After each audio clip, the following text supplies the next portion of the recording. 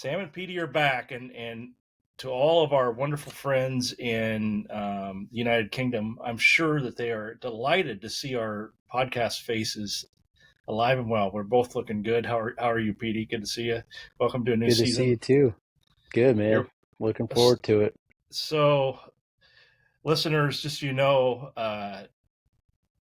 after the game the other day, I mean, we just hadn't talked, and Petey's a busy guy, and he's even busier than he was last year.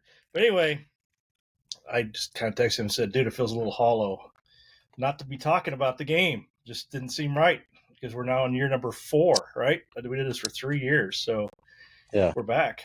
We are back. So, Petey, we didn't have a preview show. I did want to talk a little bit about what your expectation of the Nebraska Cornhuskers are this year. Yep. I certainly had one, and as a number associated with it. Tell me what you're thinking. Yeah, I mean, I wouldn't necessarily say I'm like drinking all the Kool-Aid and buying all the hype just because, I mean, that's been going on for however many years now, decades, and just falling short of all of that. But I do feel like we are pretty talented compared to years past, especially in the skill positions. And our schedule is probably the easiest schedule we've had since joining the Big Ten. I would say this is the easiest on paper that we've had. And so I would say that we get at least 8 wins. And depending on how a couple of 2-game stretches go, Minnesota and Michigan, and then Penn State, Iowa, depending on how those two-game stretches go, like we could get 9 or 10. So I think 8 for sure wins.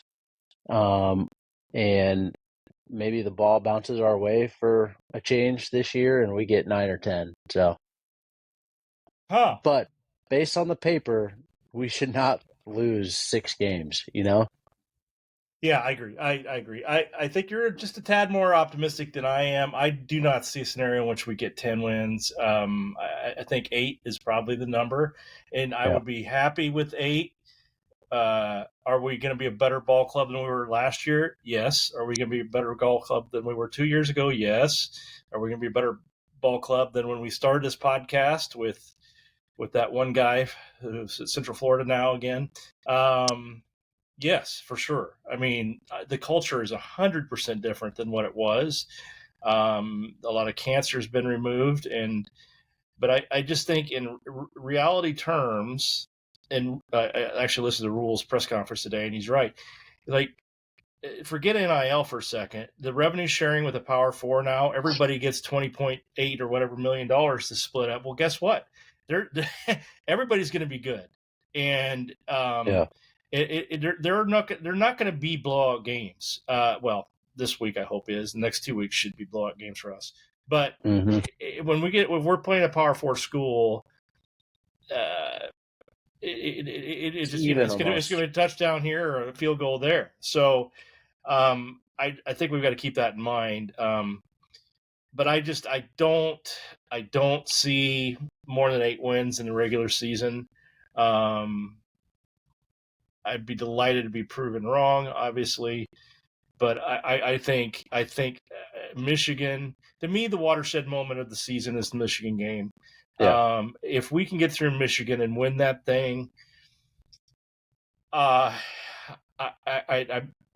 change my tune a little bit. Momentum. But I have big time. But I have Michigan as a loss, and I have Penn State as a loss. I have USC as a loss, and who else do I have as a loss?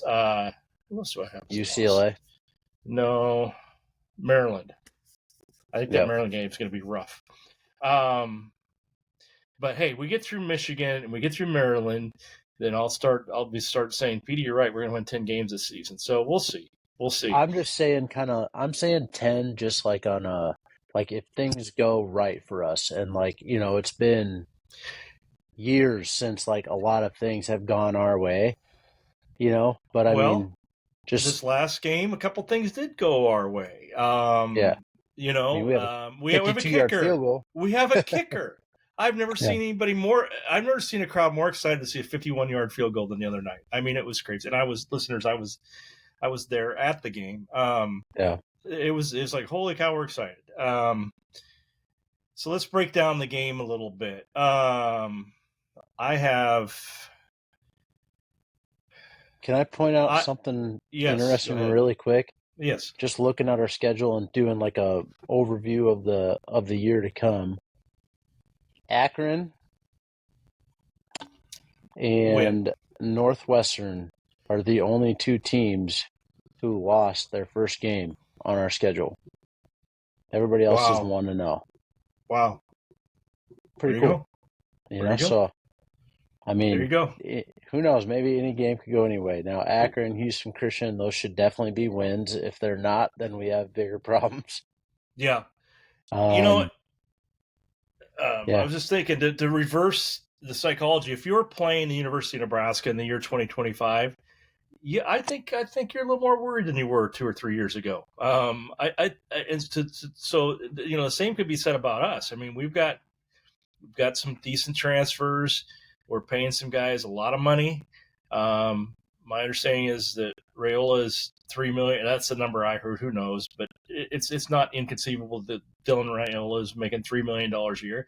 And so, you know, and Matt Rule is doing some things that I like. I mean, the Rule-Aid, the Kool-Aid, whatever you want to call it. But everything the guy says comes out of his mouth. It seems right to me. It seems like he understands the culture. Genuine too. Yes, it's authentic. The guy is an authentic guy, and first thing you learn in sales is be yourself, and he gets that. I mean, yes, there's an absolutely genuine nature to that guy that not only do I believe, but I think his team believes, and so we'll see. Now, this particular game, I just had 3 or 4 notes. The first was our defensive line is not. It's my biggest concern right now. It's with Ty and Nash gone. It wasn't what they didn't show what they showed last year, and we're small. We're small. We're going to have to win on different techniques and tactics, different stunts, and so forth. We're not penetrating their O-line at all. And it was very noticeable. My seatmate that I go to the game with, he was a D lineman in college, and he was going crazy. You know, he's like, "Oh, we're gonna be like this for the rest of the year." I'm like, I don't look. One note on that though is I think we're gonna improve. I think our game plan for this game though was to let the quarterback beat us with his legs. I mean, that was their main threat. You know, it could be. That was what I heard going into it too. Is like, hey, he's a mobile quarterback. He's really good at running. And so I was like, okay, like I know we were trying to get to the quarterback and we didn't, but I mean, that was their play. If they were going to beat us, is he was going to run well. Yeah. I agree with that. I think our secondary is the strength of our defense. They because we weren't getting pressure on the quarterback and because he was mobile, they were running their butts off back there, and there really wasn't any major mistakes, I didn't think, or breakdowns in the secondary. I mean, I was going into this game, I wanted to look at tackling, and turnovers. And for the first opener, in I don't know how many years, I can say that I was satisfied with tackling. I mean, at the beginning, there was some couple misses. Singleton missed one, but he came back strong. And so I was very, very pleased to see. It was clear to me that they've been tackling in practice. And then the other thing I wanted to look for is turnovers. Dylan threw the ball 42 times and didn't throw a pick. I think that's pretty positive. So anyway, so the D-line was the first thing that I looked at. The second thing was our left tackle there shuttled in 3 guys, and I got to tell you, they have this Pritchard kid, or Pritchard. See, again, folks, we don't know what the hell we're talking about. Number 57 for the Nebraska Cornhuskers, the guy that transferred from Alabama, who's this physical specimen. He's a beast. But boy, I think he got outplayed by Gutula, who started. And he had two penalties down there on the goal line. That we were on the one, and he freaking jumped side. Like, So just put him on the bench. And my buddy's like, well, they're paying that kid $1 million a year. I don't care. make him, I make don't him care. earn it. Yeah. Make I him don't earn it. care. Yeah, so I would really like them to hurry up and make a decision on left tackle, and apparently they are going to. They're not going to do that a lot. But Rule said we just need to see guys play. That play, that false start on the goal line, that was obviously points off the board. Which I mean, like, okay, if you're on the one, put Harburg in and just quarterback sneak it. First of all, I mean, that's going to be what he does all year. And then, well, he can't sneak it if his left tackle's offsides, for God's sakes. Yeah, and then the other thing that I think hurt us, and like, I mean, Rayola looked really good. There was just a couple things. I feel like that fourth down where we went for it, and he didn't throw it to his first read. I don't know if you went back and watched the replay, but like his first read was wide open. It was one of 3 plays that he wanted back. Yes. Yeah, and that's nitpicking, but it is. And Nebraska fans, I cannot believe how much they're nitpicking Dylan. I heard a lot of people say, we need better play on the quarterback, and he's not doing a very good job. And like, baloney. I'll tell you in person, I can see with my own 2 eyes, he's a much better player than he was last year. And he's still young. Yeah, he's very young, and he's a smart kid. I mean, if you listen to Dana Holgerson, he said he's one of the smartest kids he's been around. I mean, he knows everything inside and out about the offense, and he's been around football his whole life. Yes, like pro football, very high levels of football, and but if you look, if I was just looking at his feet, which you don't probably get to see a lot of on television, but his feet are so vastly improved as far as like he's not getting antsy too quick. He's not, he was getting hit a lot towards the end of last year, so I get it, but his feet are planted. He's not dancing around a lot. And then he's got this little shuffle move where he goes left or right, and I saw it a couple of times. And it was very nice. And I mean, the majority of his passes, there were 2 or 3, are on target. And I can't wait to see what kind of season Dylan's going to have. I think it's the best is yet to come, I think. But Nebraska fan, just back off. Just take it easy. I mean, this is so. I mean, tell me a better quarterback we've had in the last 10 years. You can't. I don't know. I just relate it to last year. I mean, he almost went on the road last year and beat Ohio State. So yeah. As a freshman, tell me the last quarterback, as an 18-year-old kid, that would have been able to do that. No, so it's easy, Nebraska fan. Just easy. Patience. Yes. One season at a time. We're one game into one game this at a season, time, dude. So. 1 quarter at a time. I mean, swear to God, 1 quarter at a time.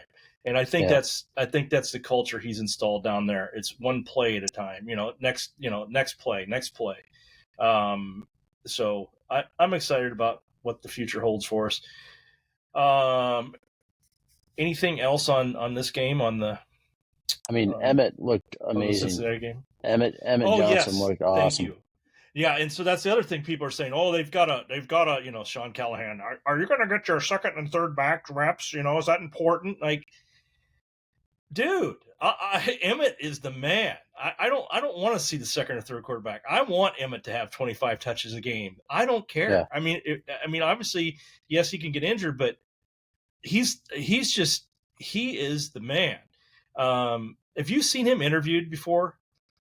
Yeah. He's an articulate, smart dude. I mean, I'm very thoroughly impressed with that guy. And he's a grinder, man. He's a grinder.